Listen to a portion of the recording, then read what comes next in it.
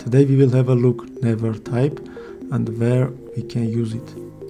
We can use never if we have some function like it is infinite loop and it will never return some value, and it is also not a void type.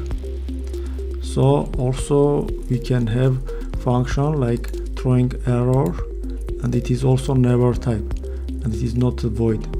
Now let's have a look this code example that can be useful when we use switch case.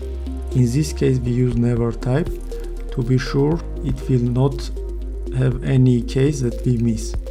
For example, here we have colors red, green and blue, and we are checking and returning hex of colors.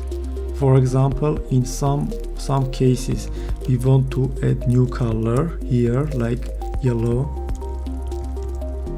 We will see now we have compiled error because we don't have that color in our switch case.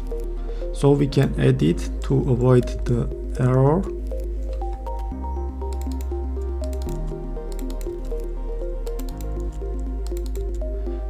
Now error is fixed and you will not accidentally forget to add the condition for your code.